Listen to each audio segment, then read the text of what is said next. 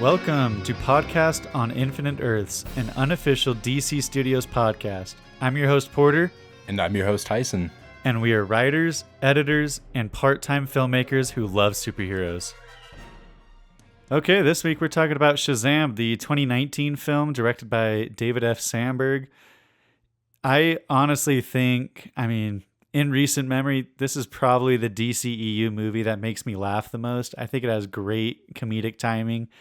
And overall, I think it's just a very, very fun movie. I'm excited to get into it. But Tyson, what are your initial thoughts? I absolutely agree with it kind of being the funniest DC movie. It kind of took that, what I compare it to in Marvel terms, that Ant-Man sort of spin. Oh, totally. Right, where it's very comedically focused. The character does not know what the hell they're doing, and that's what makes it funny. There's a lot of great moments in there, and I just want to say conceptually, this movie aside, the idea of Shazam is brilliant from a writer's perspective for people that are writing, superheroes typically for a child audience, at least at the time, right? The fact that they were making a character that is a kid that can turn into a superhero is like, I love that so much because they must have adored that. Can you imagine you can finally put yourself in the shoes of the superhero? Oh, totally. Right. Because before, you'll hear artists and writers be like, guys, writing for Superman is really hard because he can do anything. And Shazam can do a lot of those things, but you get the added layer of him being a 14-year-old. Absolutely, right? There's a lot of story beats that you can hit and a lot of comedic moments, right? Because he is a 14-year-old in a superpowered adult body. But I think I just love the hypothetical of, a child, and by the end of this movie, multiple children in different situations being able to look at a movie and be all like that could be me, right? I could be this superhero, and Totally. to just call out a phrase and suddenly be. I think it's just a fun idea. Oh, yeah. So for it being kid-centered and a very funny movie, it has kind of a dark opening. It does. Yeah. You make a good point. It's kid-centered and very family-centric in the movie and in general. So yeah, it does have some darker turns. And you were saying that's primarily because of the director. Yeah, the director, he's great.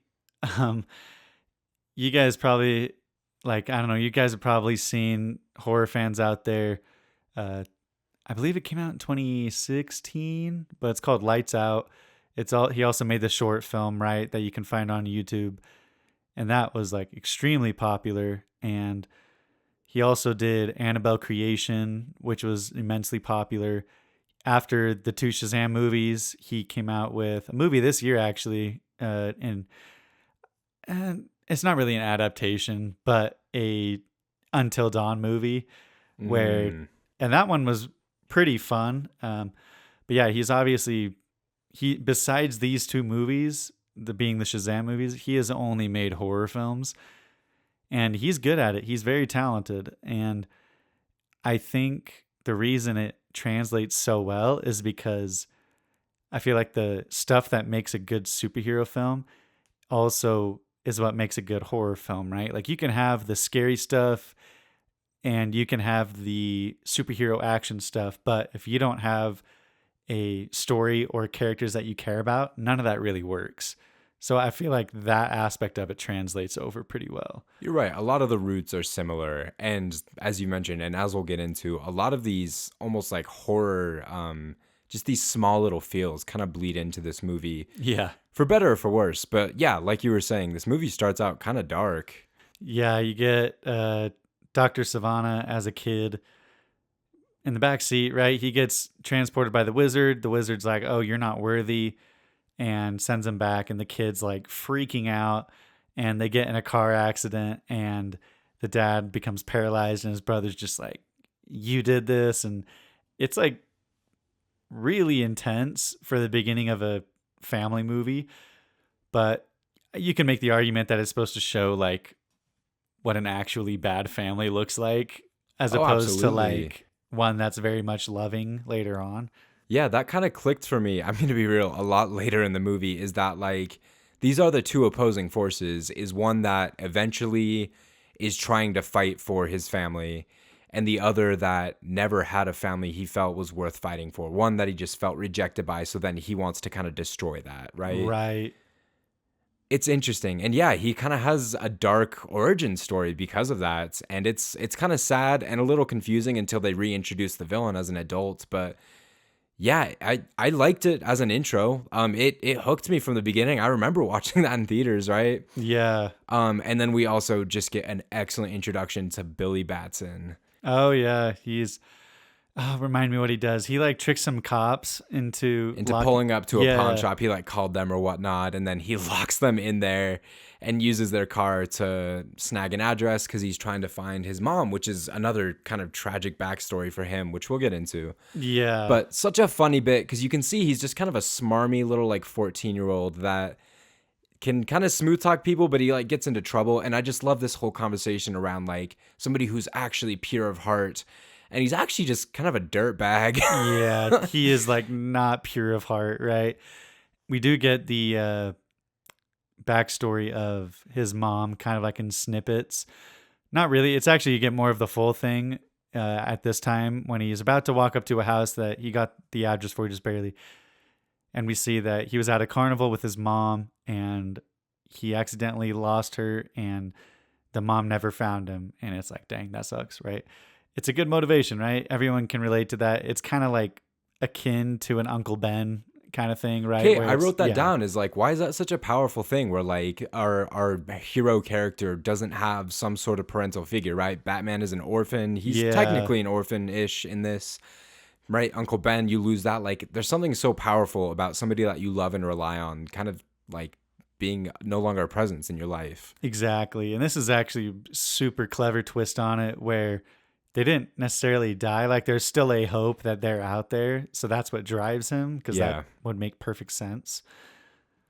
But yeah, then the cops find him and we kind of get the spiel from the foster care lady that it's like, this is your last chance, right? Like you keep running away. We kind of get a bit of that hint that like, this is not a first time occurrence. You know, Billy's really causing a lot of trouble with the police.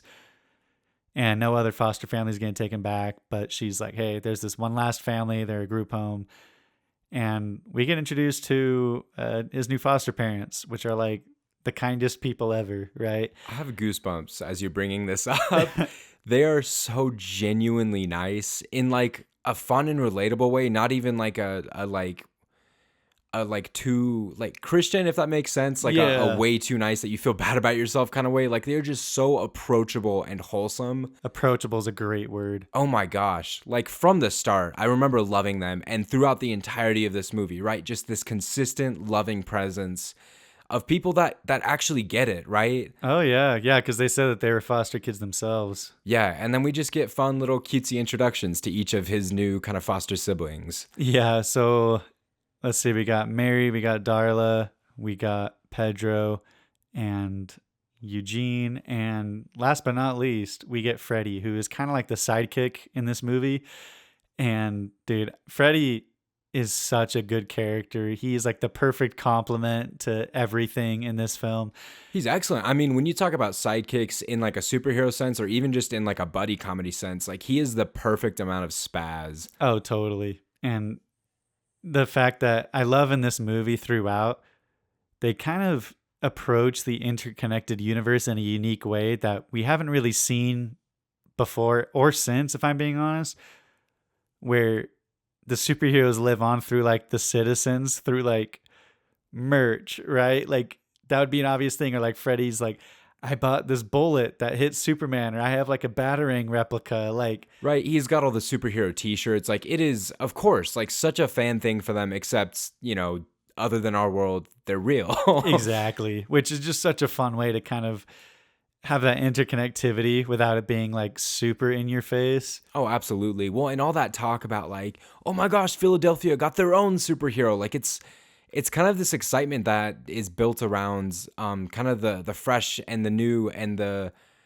it's almost like your own sports team, if that makes sense. Absolutely. Yeah. Where it's I like we feel like- finally have our own. Yeah, I feel like shows like maybe Invincible or The Boys kind of touched on that, like just having superheroes that are per city or, you know, having a favorite, or it's kind of just its own religion, its cult in a way. Like it has Yeah. such a following. There's a great fandom around it. Yeah, and I love that they have that in world.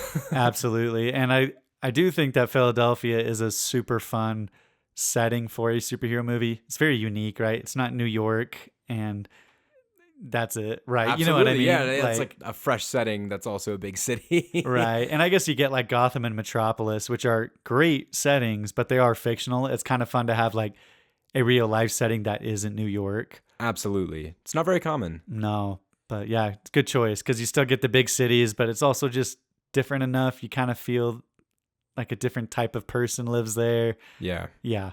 But we get some solid plantings and story beats here where we get Billy Batson just, introduced to the family, and he's kind of on his last straw with this finding his mom thing. We see in his notebook, he's crossed off 30 something odd addresses and names, and he cannot find her. So he just tosses it in the trash. He's sick of it. And from here, they kind of cut into reintroducing the villain, where he, is menacingly in the corner. It's brilliant and classic. But it's under the guise of studying mass hysteria in like visions and things like that. And he's trying to find other people that experienced what he experienced. Yeah. And he is finding them, but he wants information out of them because he is desperately trying to find this place again. Right. And I feel like the way they introduce without saying, like without him having to give a monologue of like, well, I had this experience when I was a kid in a car. They like, obviously, you can gather through context clues, but I love that they have him still have the 8-ball. And he obviously just has the glasses, which I know isn't like the biggest thing, but then you start with people describing their experiences and you go, okay, who else would be interested in this? Right. And the only other person we've seen go through this is the character from the beginning.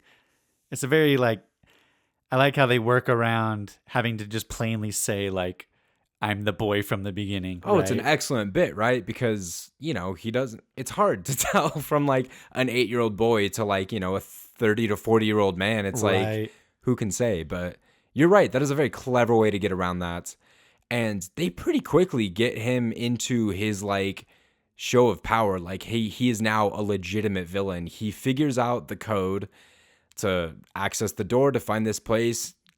Doesn't like directly, but sort of kills his assistant, which for me, I remember in the theater, and also again was like the first time that I was like, whoa, because this was kind of the first part that they really started leaning into that horror feel, right?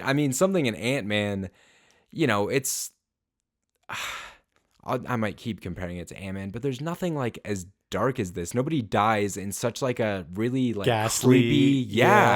Ghastly is a great word for it. And yeah, she crumbles into like this terrible ash, and he's like crazy, right? And then he just goes through the door, and he gets to have his moment of power, right? And I love how this all ties into the end, but how his whole character is built on believing that he was weak for so long because his family kept telling him that. And now he has like this sick need to have power to prove them wrong. Yeah. And he kind of does that here.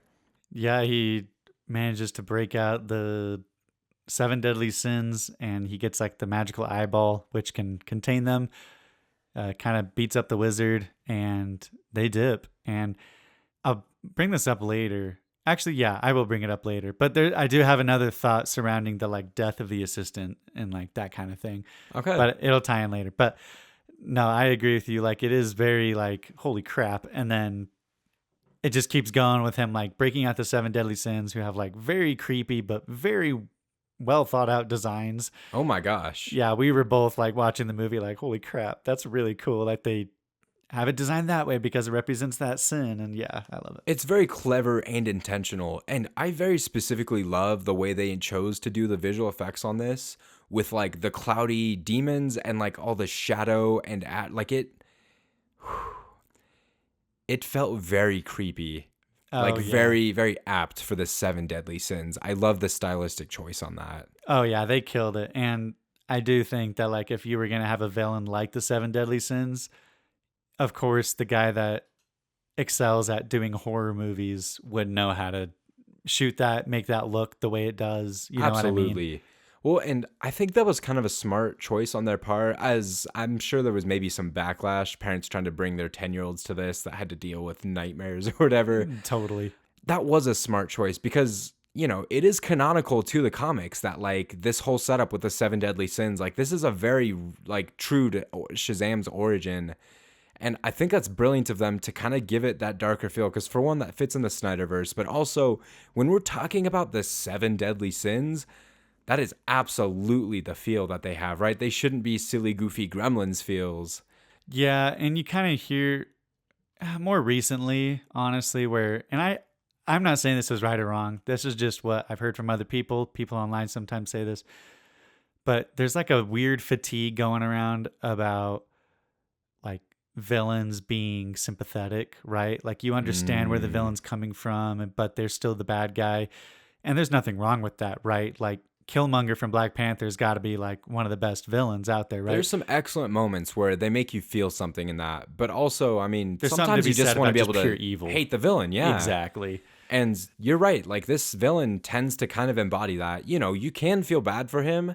He obviously grew up in a rough situation, but he definitely chose like a bit of a darker path to like fight against that. Definitely. And speaking of classic villains, they cut from this to the high school where we are introduced to the classic high school bullies who are just like terrible human beings for no reason. They drive up in their truck and just hit Freddy, the cripple, with their Yeah. truck and just knock him over. And they're like, "You gonna pay for the dent that you put in my truck?" It's just like so classic you have to laugh at it, right? Like it just feels almost that like satire of what a high school bully It's is. crazy. And maybe just because I didn't go to high school in the 80s, it just doesn't Yeah. feel real. But like, holy cow. Seriously. But yeah, then we get one thing that we kind of get little bits here and there of like Darla hugging Billy and him being like, we're not even real siblings, so like back off. Like you get a lot of this denial from Billy of You're right. There's several their moments from Dallas family. specifically. I mean, Mary tries to ask him how his day was at one point. I mean, there are approaches to like siblinghood. Freddy's approaching it in his own weird way, but he wants a relationship, right? Totally. But I feel like this is kind of like a character moment where Freddy's getting beat up and Darla's like, guys, stop. And Eugene's like, guys, like, knock it off. And then Billy just steps in and hits them. And then they chase after him. So he's able to get away in a subway train. And then he gets to go to the wizard who's like been beaten up. And this is what I like about this setup is you get that unlikely hero story setup where the wizard is defeated. He's been looking for someone pure of heart, but now he's like anyone will do. Last ditch effort. Exactly. So he chooses Billy, who we just discussed is not necessarily pure of heart. Well, and what I love about this is it's approachable in the sense that, I mean, he's a child. A lot of kids watching this can relate to that, right? Oh yeah. I mean, he probably feels like he doesn't belong. Ton of teenagers can relate to Yeah. that.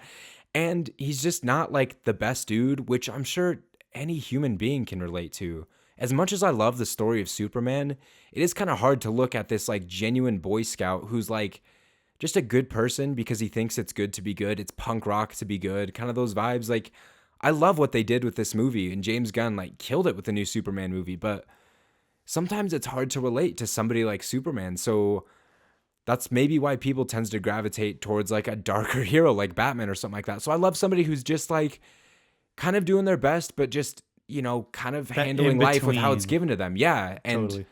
relatable is like the best way I can describe him. And yeah, I think it's great that he is now put in the position of somebody who should be true of heart. Right. And honestly, it helps that Zachary Levi freaking kills it in this role. Like, he's got to be up there with, the casting of Wonder Woman and Aquaman, where you're just like, but who else can play them, right? You know Just what I feels mean? pretty Like, perfect. but we'll see. Like, I'm sure they'll find someone if they decide to go with Shazam. But it is kind of that weird, like, crap, they have to find a new one because this isn't part of it. But man, I really like him in this role. It's so much fun with him. And I mean, he's Shazam now. He freaks out, right? He tries to find Freddy because he's like the superhero expert and kind of the only person he talks to. And we just get this fun moment where Freddy is like losing his mind because he now knows a superhero and they're just trying to test out superpowers. Oh, it's so clever. Like, just the initial, like, they're trying to figure out flying and he totally biffs it. And they're kind of just messing around, but then they find out he has lightning fingers and super speed, and they're like, "Holy crap, These this things is are so awesome." cool. And then they have the classic teenage, access to an adult vibe where they're just like, oh, I have a better idea. And they try and get beer. Oh my gosh. I think that is such a great cut. And like I said, while this movie is funny, I think just the comedic timing of it just works so The well. edit is so clean. Yeah. Like Oh my gosh. you can tell they went into this movie with a clear like idea and purpose behind every single line.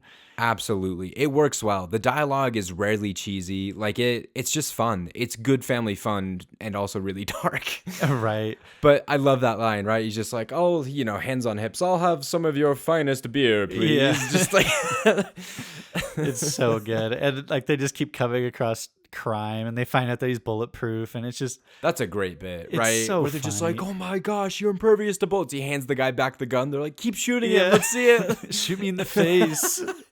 It's just fun because they're children. And like you said, Levi absolutely plays that like a master. Oh yeah. And I know that it's technically a performance, but recently I went to FanX and I went to a panel with Zachary Levi, and he is just such a nice guy. And I understand that like maybe how you act on stage is different than in real life, but the guy was just cracking jokes and having a good time, and he loved talking about, all the different roles he'd been in. Someone asked him, they were like, "Oh, like if Gunn asked you to return as Shazam, would you do it?" And he was like, "In a heartbeat." And he's like, "What I would love though is like, even if they had me as like a cameo, right? Like one of the gods that gives, Shazam his powers, something like that. Like, It'd be so much fun. I think it'd be fun. Even if he had just a small cameo, like, I'd be appreciative. A nod, yeah, to like technically the OG, right? Exactly. That's the thing, right? It's like with this and with Wonder Woman and with Aquaman, they're the OG movies technically, right? Even though they're super recent, they're technically the originals now. Yeah, right. There have been so few renditions of them that like this is kind of like ground zero. And I mean, you mentioned him coming on as one of the gods. I kind of love that both Marvel and DC have kind of given in to like a specific mythology as technically being canon, right? There are a lot of jokes out there around like, a Norse god showing up, in the Marvel universe, and everybody just accepts that that's real, right? Right. Like denying the fact that that would, dismantle every other religion, or I don't know. I Yeah. think it's a funny bit. And watching this movie and they were talking about, Zeus and Hades and Hercules, and I was like, so they just did the same thing, but with Greek mythology. Totally. And I feel like in Wonder Woman, it's like because our main character is of like Greek mythology descent. Right. Like they've really leaned into this. Yeah, it's definitely part of the world. And you're so right. It is funny how they kind of have their own lane and they've been sticking to it, right?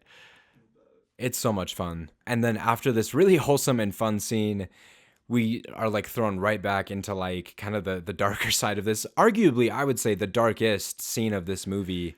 Oh, yeah. Like, you're talking about when he goes to confront his like dad and brother, right? Yes, The bad I am. guy. Oh, geez. The way it's shot is so like horrifying. It's brilliant. Oh, it's so good. It's one of those things like as a kid, like obviously it'd freak you out. But Oh my gosh. now that I'm older and also we've studied different films and techniques and stuff, it's just like You got to appreciate. that's a really smart way to do that. No, right? they killed it, and it's excellent, right? His The father. immediate throwing his brother out the window, just like really no monologue. He kind of just chats with him a bit, and then he just immediately just throws it out. No like preamble. Absolutely. No like grabbing him by the hand, being like, "This is for blah blah blah." And you just whoop. Right, he cares so little. In story writing, they talk about very classic story beats, right? We all know about the act structure. This is a moment that they call, it typically shows up, end of the first act-ish, sometimes, in the middle of the second act. It's called a show of power, and it's essentially where they cut back to the villain to show you why there's still a threat, why you should still care. And this does that so excellently. Oh yeah, and the scariness of it. I mean, now going back to when the like research assistant dies from like ashes, anytime something really scary happens in this movie, it's associated with Dr. Savannah, which really ties in that like fear of will the protagonist actually defeat them, because they're really scary, right? Like Absolutely. from like that childlike perspective of this villain is very powerful, right? And at this moment, Shazam is like barely figuring out his powers, right? Like, how could he ever win? Right. He's still like getting snacks from convenience Yeah. stores because he's like throwing bad guys around and having a good time. Like, he is objectively not even close to a superhero now. He No, just has not the at all. powers, which is, it's fun story wise. But yeah, it makes you fear as an audience member watching these demons like eat people's heads and like devour his dad. Like, it gets so scary and dark right here. And you're just like, there's no way. There's no way. I know, it creates some like super real stakes for the Yeah. protagonist. And you we know? kind of solidify Savannah's motivation here. Like, it's very clear he has a deep rooted hatred for his father and he wants to be like rid of him, right? He is like this looming curse in his life, he believes. So he gets rid of him, but this is where he becomes aware of a more powerful individual. And now we realize that this is like his thing, is just to attain the most power possible. Right. So nobody can doubt his power. Exactly. So when the demons are just all like, There's yeah, another wizard yeah. found his champion, you better get to him before he gets more powerful than you. Very clear motivation. And I love that very clean intersection of these two stories now. Oh yeah. No, it feels natural. It doesn't feel super forced. Right. And yeah, I love the cutting in this movie. It feels really natural, but it is kind of surreal to go from really silly, goofy convenience store to really dark boardroom, kind of back to just the kids being kids. And we're pretty quickly thrown back into another superpowers montage. Right. Yeah, they ditch school and you have like one of my favorite lines where he tries to pretend to be their dad to like check them out of school, and the security guard's like giving him crap, and not once Billy becomes Shazam, he's like, "Oh, is this the security officer that all the kids really admire?" And Freddy goes, "No, that's the other one. This one sucks." Freddy's the worst, and I It's love so him. funny. But you're right. Yeah, we get another superhero montage, and it's really fun to watch them try to test all this stuff out. Like, Right, like in just the only way that kids could, right? Just filming random stuff on their phones and trying like they're throwing textbooks and just shooting them with lightning and Right. just being dumb. well, and because he's not really like saving a ton of people, he has to become YouTube famous to become known, right? Which is a clever like workaround of like he's still super inexperienced, but people still know who he is. Yeah, and another I think clever thing that they did in this movie, because calling the superhero Shazam, or at least himself calling him that, for one, reveals the secret name, but also, him having to say it would change him. I love that they just come up with a ridiculous amount of names for him, starting with Thundercrack, which is crazy. And then we get Captain Sparklefingers, Mr. Philadelphia, Power Boy, Zapton, America, which I love that they're kind of canonicalizing Marvel almost. Yeah. We get the Red Cyclone, Maximum Voltage, Sir Zaps-a-Lot, the Human Power Storm. Like, everybody has their own name for him. Right. Out of those, I do think Red Cyclone sounds the best. It works pretty well. And that's the one that the bullies call him, strangely enough. It's true. But so kind of a funny story about this. I remember thinking this when I watched it in theaters, but didn't really know the history of it. And there's a lot to it. I'm not going to get into it because I don't know it all off the top of my head. Shazam's like superhero name is like up until recently, it's Captain Marvel.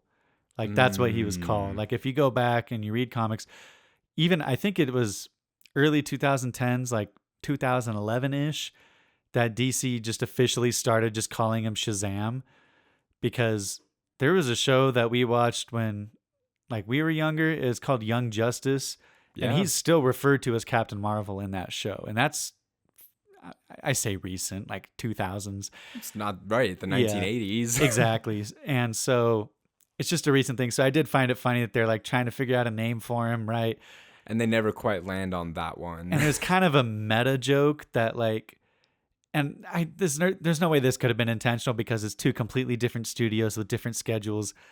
But this came out in April of 2019, and Marvel's Captain Marvel movie came out in March of 2019.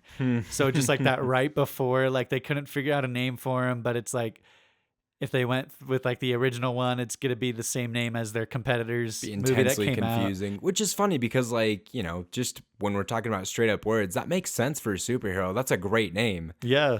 But yeah, when you're talking about like the one company whose name is Marvel and has a character also named Captain Marvel, it kind of feels like they take precedent. I'm not sure, right, Well, who wrote originally. that's what I'm saying. There's a lot of it's actually it's worth the Google, right? Like Lego Batman Joker says, but Shazam's Captain Marvel was actually first, but then it just became a whole legal thing because it. I know It this feels sounds like interesting. plagiarism, even though it isn't. Exactly. It's believe it or not, I actually think it was. Again, don't know all this off the top of my head, so don't like come at me with pitchforks and torches if I'm wrong. I believe Shazam wasn't created as a DC character like super originally, like it was a concept, but then DC was getting into some legal action because he was too similar to Superman. So then they just acquired the character and changed a few things and called him Captain Marvel. So he's like the first one. And then I think obviously some legal stuff came upon when Marvel decided to do that, right? But it's very interesting. But I just love that the idea that they couldn't come up with a name for him is it's clever within the context of the movie because like you said, the word like is his power, right? But also kind of in this meta sense of like There is a real world context behind that. exactly, kind of a fun thing. That's crazy fun. I actually never knew that. Yeah. No, I love that. And I mean, this pretty quickly propels us kind of through their high school life. And we kind of get Billy starting to get a big head because he's Shazam. And, he kind of, feels like he doesn't need other people. He's kind of grown up for a long time believing that. And now he kind of has the power to back it up. And it seems like Freddy wants to be a part of that, right? Like he wants to be Shazam's best friend. And Billy kind of being the lone wolf that he's been for so long doesn't want that to be a thing. So Freddy starts talking to, he invites Shazam to lunch. Yeah. And kind of tells everybody that like he's going to be there, trust. And Billy's like, what? It's kind of that yikes moment of you get where both sides of the party are coming from. Like you're like, yeah, obviously, like if you were Freddy and you were being severely bullied like all the time, you would want to flex that. Yeah. And then you get from Billy's perspective where it's like, well, I'm not like a carnival toy, right? That you can just like show off. Right. You're making my powers about you. And he hates that. And we get kind of a tense dinner conversation that evening where there's like some innuendo as they're all talking about the hypothetical Philadelphia's new hero, which I think is fun. Yeah. You get the, Billy not doing the all hands on deck, which is a great planting. Absolutely. But yeah, then they just, what do they say? They fight like an old married couple. Which is so funny and works in a reveal later. But yeah, Billy and Freddy go to school the next day, and Billy just decides what realistically I would probably decide, which is like, I have this whole new life and setup. What am I still going to high school for? Right. So he just ditches class. And he's just making money. He's got a street performing. Oh, totally. He has like the guitar with the tips in there. But we get a moment where he saves Mary from like a traffic thing, and which is fun to get another classic superhero moment. But totally. He like recognizes her and isn't sure how to play that off. Totally. And it's kind of fun because you get to hear her perspective on the family, but without her knowing that he's in her family. Right. And so she's like, oh, like I got accepted, but now I'm really nervous because I'm going to have to move away. And he's like, I do not comprehend why that's a bad thing. Right. Wouldn't you want to leave as soon as you can? She's trying to like kind of break down why she thinks family is important. And he drops this like very monumental line that, is core to his character at this point in the movie where he says families are for people who can't take care of themselves. Yeah. Which is a great, like, if you want to have your character, like it might seem cheesy when you're writing it down, but if you want your character to like have a real turnaround, like in their whole journey, you have to have lines where they obviously tell the audience like, this is what they believe in. Right. Like he very clearly expressed where he was at. And you're right. From a writing perspective, might sound cheesy, but it works very well. Yeah. And yeah, we're pretty much like, okay, right? Like he has these powers. He's kind of just going to be his own guy now. And Freddy, for getting low-key like punished for not having, Shazam show up to lunch because he's busy just doing his own thing, goes to confront him. And he's just on the steps playing, Eye of the Tiger and shooting lightning to it. which is so funny because like he's on top of the steps where Rocky goes to, and Eye of the Tigers from Rocky 4. And it's a all line that they used earlier, right? I can see why Rocky wanted to go up these totally steps. Like, it's funny that they're dropping all these real world they're references. definitely leaning into the location, which is awesome. Absolutely. And we get a pretty candid moment where just this kid is like yelling at a superhero, and the superhero is totally giving into it because he's also a kid. And everybody's like, what the heck is happening? Yeah. And in this moment, he's like trying to like, flex his muscles on Freddy, and he starts shooting lightning again, and it hits a bus. Yeah, which again, they kind of bring it up later, but literally he causes the accident, but yeah. he saves them. And he's like so stoked that he saved them, but Yeah. like he was straight up the cause of that. Literally. And I feel like Freddy gives him a really good, like, for lack of a better phrase, like a come to Jesus moment where he's just like, you are so like in over your head, like you are being a bully now that you have powers. Right, like what a the heck? straight up reality check. A reality check, exactly. Yeah, and in this moment, the villain finds him, and he's given like the ultimate reality check. Totally. Like this is like, for lack of a better phrase, I know it's not really the like Dark Night of the Soul moment. That kind of comes later and it's very brief. I don't know what to say. It's kind of a strange, like, this is kind of the beginning of that sequence, right? Absolutely, right? But we get a really fun fight between them. Yeah, and a pretty like important moment where he thinks he can kind of handle his own, and we get him in the mirror just being like, you can run away, it's fine, right? This isn't your battle. This, like, you don't even know this guy. He's getting his butt whooped, and then he just says Shazam. He's a kid again. He can run away. The villain has no idea what happened. Right. And one thing that happens in this scene that I love is he finally is able to fly. Yeah. And it just he's still getting the crap beaten out of him, but he can now fly, which It's is a fun moment to discover that superpower. He gets that childish wonder again where he's like, oh my gosh, I Yeah. can fly. Totally. And then very quickly thrown back into the fray. But yeah, the villain kind of figures out that Freddy was, tied to him somehow, right? Like he was, talking to him when he confronted him, and he finds Freddy and he's like, all right, you got to tell me where he is. Right. And this is kind of the beginning of like when the protagonist is just really down on his luck, right? So Billy comes home, his foster parents are mad, right? So they give him a really good talking to. His siblings find out that he's Shazam, which is a very fun, just like scene of them just like putting two and two together, and they see Freddy on the TV and they're like, wait a second. Yeah. It's very clever. And they go and talk to Billy, and Eugene is able to find out where Billy's mom is. And he's just like, okay, I'm going to see her. Because what they said, like, she's 2 subway stops away. Right, which is crazy. And I think, like I mentioned earlier, it was a fun planting for the notebook that he threw away. That's how they kind of knew that was important. Yeah. And they were able to track that down. But crazy how close she ended up being. I know, that is kind of like that initial, like, something kind of feels wrong. But, like, who knows, right? Things happen. And then they give us arguably the saddest backstory for a superhero, where like it's bad. Like losing somebody is hard, but yeah, somebody like leaving you like that is so. Essentially, if you all haven't seen the movie,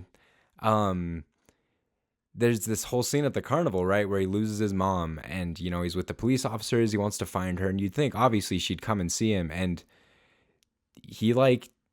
he greets her with such enthusiasm when he opens that door, right? The adult Billy. He tries to hug her, right, and she's Mom, like, oh, I'm home. I made it. He has the compass still. Like, it is such an emotional moment for him. And she is like, looks like she's seen a ghost almost, right? Yeah, she's not having it. And she reveals that she saw him with the police. She knew he was there, and she made a conscious decision to leave, which I don't blame her for. It's dark and it's sad, but she gave a very valid reason of being like a literal child, right? She was 17 when she had him. She felt very alone because her boyfriend, ended up in prison. There was nobody else there for her, and she was stressed out as a single mother. So when there was a moment where he was like in the safe hands of the law, like she saw that and was thinking just, I think they can do a better job than I can. It's one of those tough ones where it's like, I can understand where you come from, and that doesn't make it like any less tragic and harmful. You know what I Absolutely. mean? I mean, it's kind of that Meet the Robinsons feel. Oh yeah, If y'all have seen that one, where like it's hard to like give your child up to something else, but kind of that story, you need something like that specifically to kind of usher somebody into like choosing their own family, right? totally. And he literally says the line like, "Oh, like I need to get back to my real family," which is Yeah. such a good line because, like you said earlier, when he's like, "Yeah, family is for people that can't take care of themselves," to this where he says the line like, "My real family."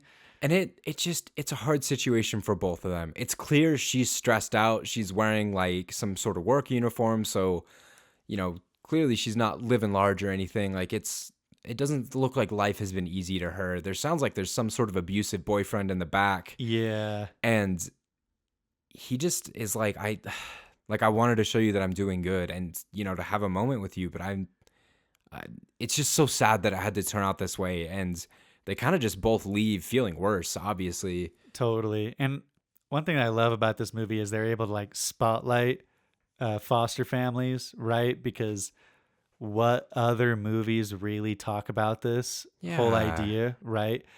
And it's just such a unique context for a superhero that really brings in this whole like you can make the argument that like kind of similar with like the Wonder Woman like fighting for love thing, like you have this whole like I have family and that's what makes me powerful, like you could roll your eyes at that, but I feel like the theming throughout this kind of makes it palatable and work better. It's intensely cohesive, and you make a good point that like you kind of need a backstory like this for it to be like as powerful as it is, right? For it to mean something like that. Right, because sometimes you could have just like a random like, yeah, we stick together because we're family, or you could have someone that wants nothing to do with family Who never had a throughout. real family, right? Like all these really like deep and emotional ties to the word family, and then finally deciding that this is my family.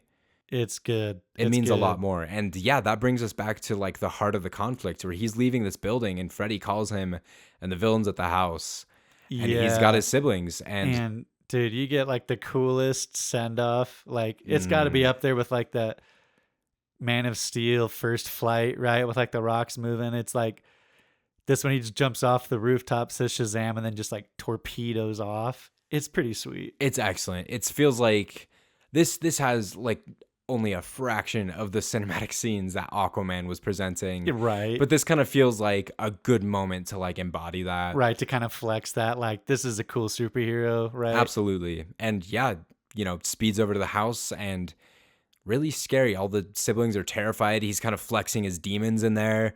And he just has this moment where he kind of reveals his plan, which is essentially like, I don't want to like kill you or anything right now. I Yeah. want your power, right? Like that's what will make me most powerful is to take the power from the most powerful man. So he just straight up takes them back to the cave. Yeah. And you kind of get this clever thing where all the demons come out to kind of intimidate Shazam. And he's like, you just have to grab the staff and say Shazam, and then all your power will be transferred over to me. And he's like, no, not really. But since the demons are out, you get this great shot where like Dr. Savada gets hit by something and it's like a battering, and you're like, oh, but that's just Everybody's like Freddy. losing their minds, Yeah. like, no way. And it's just Freddy with his prop. And they're all standing there like trying to save him, but they're holding like textbooks and lamps. Yeah. And it's like, it's right. The just most childish half attempts away to like stop a really powerful force. Totally. And It's a but great, sorry, go I ahead. was gonna say it does a great like kind of setup, right? Where you get the bleeding from the battering, and then once the demons come back in, it heals up. That is like such a good visual way to give that information without just like clearly stating it, which I know they technically do later, but it almost doesn't feel as bad if that's like a 10-15 minute difference between the time they show it and the time that Freddy goes like, oh, that makes sense. That's what it is. Absolutely. They give it time to click for us and then time for them to figure it out. And it doesn't feel like they're spoon feeding us per se, because we've already figured it out on ourselves by Right. ourselves by the time he verbalizes it. But Right. I love that point that you made about this story being so intensely well thought out. That scene, like you said, is the perfect visual for that. And the timing works. And then you see Shazam see it happen, you see everybody else see it happen, and they quickly move on with the conflict. Nobody's like, look at that, right? Right. But yeah, then he's kind of trying to get the kids, and Shazam just realizes like, well, he's about to turn on my family. And this is a great push and pull for the next easily 20 minutes where he's trying to protect these siblings because he now feels like they're his family. Yeah. And that's kind of how the villain is trying to get to him, because he can't really kill Shazam right now. Like, Shazam's Yeah. very powerful.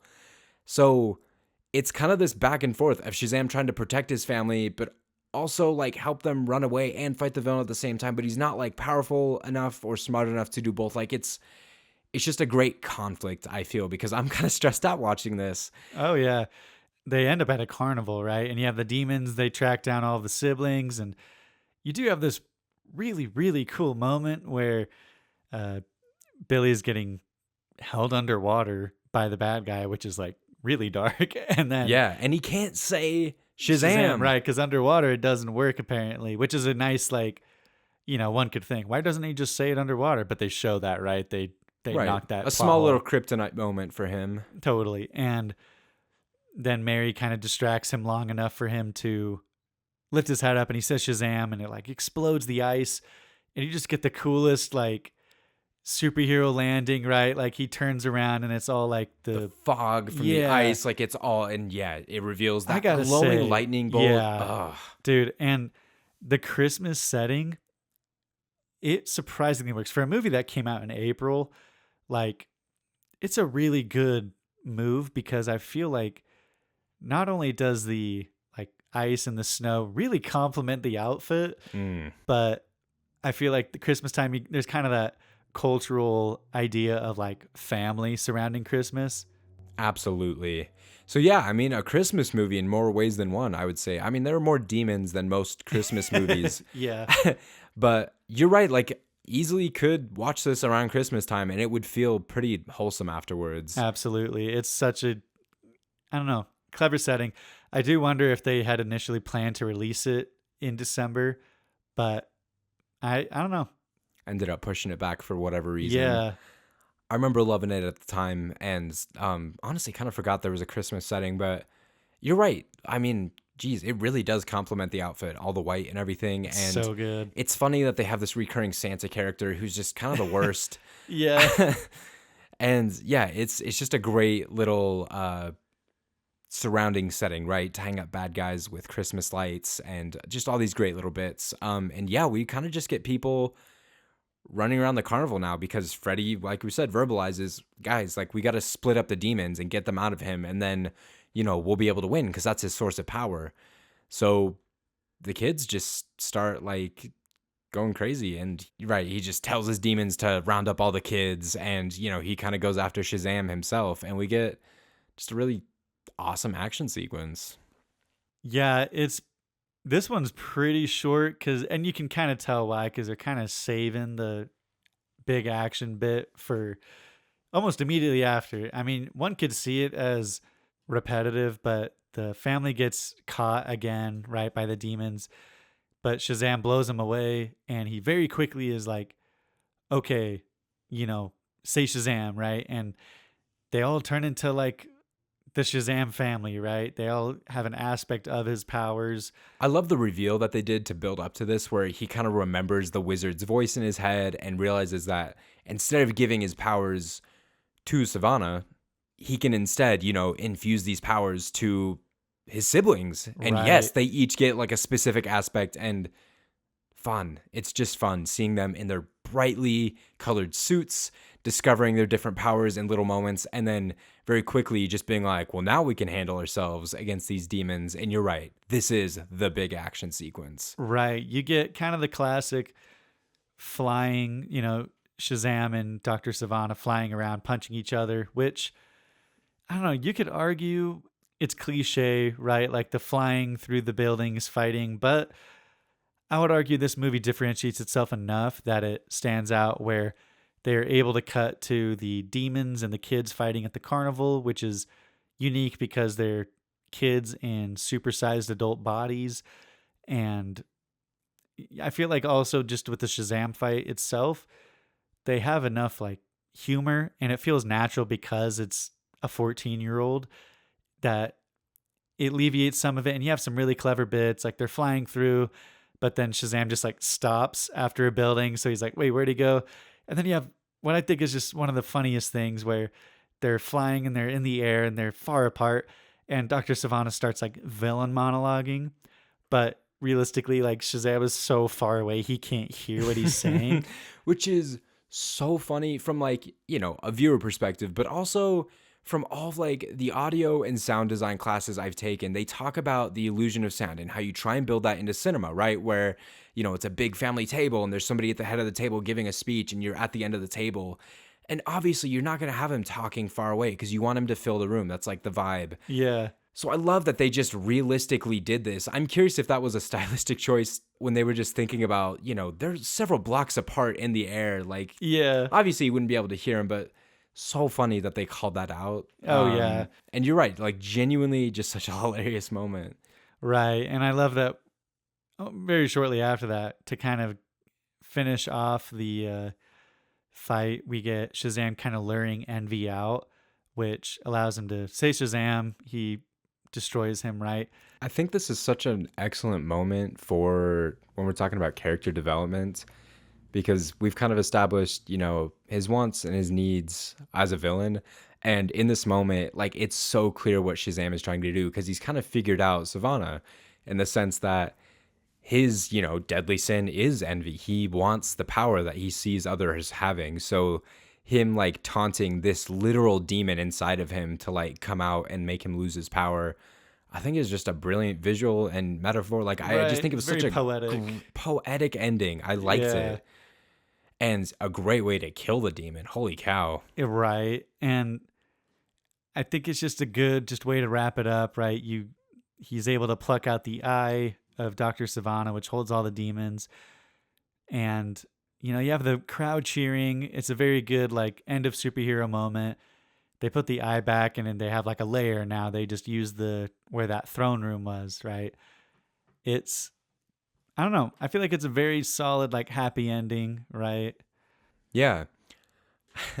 It's fun that they're all family. We get this moment with Billy, starting the hands on deck. Like, it's clear that, the parents are in on it now. Like, they are a legitimate family. It's a very wholesome ending.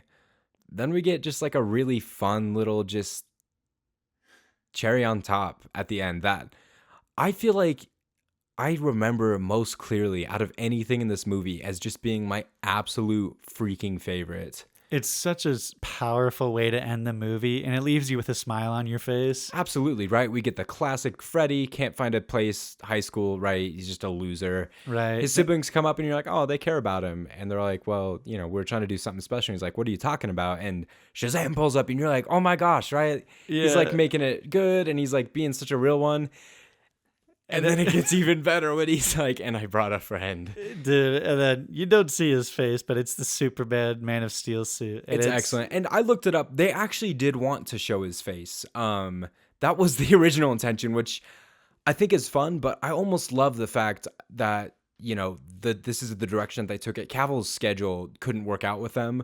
So They just did a stunt double, which looked excellent in that suit. Yeah. And just from the neck down is all you needed. Oh, yeah, and I feel like it almost kind of, that little jolt of like, holy crap, from Freddy at the end works a lot better if you don't see the face. Oh, absolutely. And that's how they end it, and that's just so clever. Such a great moment. One thing that I feel like gets kind of slept on in most movies, especially like big ones like these that give a lot of effort to it, is the credits. Because typically they'll do kind of two batches of credits, right? They'll do like some sort of animated fun one with all of the main people and then like a typical, white text on black scroll. Yeah. And this one stylistically was, I feel, perfect for this movie. I was kind of blown away by how well it worked. They have this song, I Don't Want to Grow Up, playing in the background. They have this very classic, like high school, like doodle animation on everything on just like, lined or graph paper. Yeah. All these like just crazy drawings doing, things from the movie. Like it felt like the end to a high school movie, which this is technically, but oh my gosh, I loved it. I loved it so much. Yeah, has a strong cohesion, right? Yeah, I love that they've done end credit scenes in a lot of movies because I feel like that not necessarily forces people to like sit through them, but Heavily like incentivizes. heavily incentivizes. Those things are cool, and I feel like they don't get enough credit. And I feel like it's a great moment to just kind of marinate in like the awe of what you just watched or the hatred of what you just watched. I mean, depending on how much this movie stuck with you. There have been some great moments where I've just been sitting there like, wow, I love Totally. this, right? It's the perfect like pinpoint of just like this is what it was. And then they just have a final after credit scene, which is kind of fun. Yeah, so they kind of do the classic. Granted, there have been a couple recent superhero movies that kind of flip this on its head, but you get first credit scene is like the important one, right? Quote unquote. And then they have one like after everything that's just kind of like a fun little whatever. The fun little whatever is pretty clever. It kind of goes back to Freddy and Billy trying to test out their powers, and they try to do like talking to fish, which is really clever. And they're like, what, why would that be even cool? But then Freddy's like wearing an Aquaman shirt and he's like, dude, like, To you can, command millions of fish in the sea, right? Like he's right? And Billy's like, is it that cool? It's just a funny little, especially because the last movie was Aquaman. Absolutely. Well, and right, him like writing in the notebook just all the dumb things that could be powers that they're trying to test, and I love that Yeah, they included that. absolutely. And then but the first one, which was kind of more sequel baity, is Dr. Savannah's in a cell trying to, go crazy. He's trying to recreate the door to get back to the cave and maybe reclaim some of the power he had. And then he's visited by Mr. Mind, who is a caterpillar from space. I don't remember where he is from exactly, but Space. yeah, he's a Shazam villain, and unfortunately, we don't get to see that happen really, if I'm being honest, if that's not too much of a spoiler. Like that just doesn't come to fruition, which is unfortunate because I would have liked to have seen what they'd have done with this weird character because I don't know anything about Mr. Mind. Okay, I think I just have a couple more thoughts I wanted to discuss about this movie. One is, I mean, not many movies have done something this deeply rooted in family up until this point. How do you feel like that works for a superhero movie? I feel like it's something relatable, right? And it's something that makes it for a very easygoing movie theater experience. You can bring the family with you. And not only, like I said, because of the foster care stuff and because they put in the work of making him not like family throughout the movie, the payoff is great. And it also ties into this larger theme of if this universe were to have gone much further and they had like another Justice League movie where Shazam was in it, you would be able to feel that like power of he understands what it means to have kind of a team, right? That the other superheroes wouldn't really. And Absolutely. like He that could add aspect a would have played lot into it. to that Yeah. dynamic for sure. But yeah, what are your thoughts? I think it's clever. And I'm with you there. Like it works very well as like a invite the entire family to sort of movie. And I think just from a childish perspective, I think that's the perfect motivation for a kid to care about. Because that's kind of like, I feel like some things become more important to an individual as they grow up. But that's kind of a root thing that we all strive for just as social creatures is Yeah. that community when you're young. Oh, yeah. So I feel like, yeah, of course, that would be something that the 14-year-old is trying to deny because he doesn't have it and kind of giving into and then fighting for in the end when he finds something that like he feels fits that for him. Yeah, it kind of feels like that root motivation. You're so right. Yeah, I love that they took this approach. I feel like it works extremely well for this. And from what I've seen, it's inspired a lot of strangely enough, akin to how Superman's Crypto inspired a lot of dog adoptions. This has inspired some campaigns in the foster system of like people wanting to adopt orphaned kids, seeing like how wholesome and together this family can be of just kind of a bunch of misfits. Like it inspired a lot of people to try and change that, I guess. Yeah, it gets the idea of a foster family into like the mainstream, right? Absolutely, because typically from a Hollywood perspective, the Foster family has been kind of just like a dark and scary subject and just like a messed up origin for a lot of people, right? Yeah, it really is. So I love that they took a more wholesome take on it, because there aren't many of those out there. And it being such a mainstream and widely popular movie, I love that it had that effect. I mean, I've seen billboards up, I mean, to this day that talk about finding they call it your Shazamly. Yeah, yeah, I've actually seen those. Yeah. Which is fun. I think it's cool. Yeah, it's a good side effect of this movie being made. Yeah. And from this point out, it might be a recurring theme. I actually haven't seen a good amount of like the sequels that they did in the DCEU.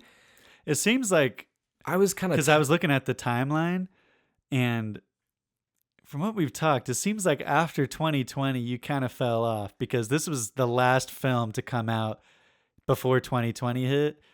And that's when all the sequels and all the, you got Black Adam and The Suicide Squad, Birds of Prey. But it seems like that's kind of where it fell off for you. COVID really, really turned you off of DC. which is funny. It actually wasn't remotely related to that. It was, I believe, the tie-in with Marvel's Endgame. And this is going to be a bit of a side tangent, but I believe that was the biggest culmination to their, universe. It was excellent. Big fan. My birthday falls in April, so I absolutely watched those, back to back. Infinity War, like it was such a great. I'm such a fan of how they did that, right? There's It's so good. hatreds and theories, and so many people just don't want to love it. And I feel like it's impossible not to. I feel like they were so well done as a universe. And that's why it makes me sad that the DCEU couldn't be that. Anyways. But you feel like with Endgame happening, I feel like not at only that did point, that feel like the end of Marvel, but you were just kind of like, maybe that's just it for superheroes for the time being, kind of thing. It felt like that because Justice League had happened. It didn't feel half as epic as Avengers. The movies were pretty okay-ish up until that point. I was having fun, but it wasn't blowing me away. It didn't feel like it was building to something. Seeing some of the projects Marvel were coming out with, and obviously people share these opinions that, it wasn't as good as it was before, whatever. I was starting to just get tuckered out of superheroes, which I'm so glad we're back here and I'm back on this kick because these are just straight up fun. They're so fun. I really think like when we're adults and we're having to show them to little kids, like it's going to be like our parents showing us their movies, right? Where it's like, holy crap, these are awesome. Like I understand we were technically alive when the Sam Raimi Spider-Man movies came out, but we would have been like 2 or 3. Like we weren't seeing those in theaters. So like it'd be like our parents showing us those movies, right? Where it's just like, holy crap, this is amazing. I feel like it's going to have that same effect. Absolutely. And I'm looking forward to that. So I'm loving that I'm able to sit down and do an actual watch through because, yeah, a lot of these sequels I haven't made time for. And yeah, I've only given like probably less than half of the rest of our watch through like an honest watch. So I'm excited to like actually look at it with like a critical perspective with the knowledge that I have now and kind of break it down. I am actually really excited because all of these movies that are after this, besides, a couple of them, I've only seen once in theaters. And some of them I really, really enjoyed. Luckily, Shazam 2, I think because it doesn't have that same originality because it is a sequel, I think it is just as fun as the first one. But there's a lot of ups and downs with these movies, and I'm super excited to get into them. Okay, and I think that just brings me to my last question, which, having seen the second Shazam movie, do you feel like it was a good idea that they did a sequel to it? Because it sounds like it turned out pretty well, and it's not typical that you can give the sequel a same standing sort of rating. Like typically they're maybe like a lot better or a lot worse. Yeah, and we can get into it once we like watch it and talk about it more, but from what I gather, there was a lot of like production messiness trying to get this movie to happen because it sounds like Warner Brothers was kind of like, the DCEU is not like super a thing, but like we'll try to make stuff happen, right?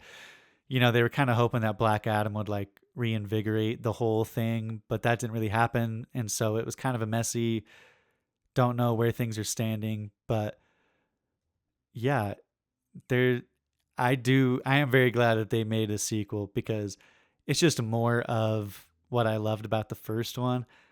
And while there's one part of it, namely the post-credit scenes of the second Shazam, where I'm just kind of like, okay, guys, like whatever. But for the most part, it is actually really fun, especially when you compare it to some of the other sequels that came out. Like this one's it. Awesome. Very excited to watch that. That is not our next movie, though. Our next movie we're going to be breaking down is Birds of Prey, which is kind of a light sequel to Suicide Squad, mostly starring Margot Robbie's Harley Quinn, which we both adore. Yeah, I'm excited for this one. I've only seen it a couple times, but I think it's a fun one. I think there's a lot to like about it. Yeah, but we are very much looking forward to that, and we will catch y'all next week. See ya.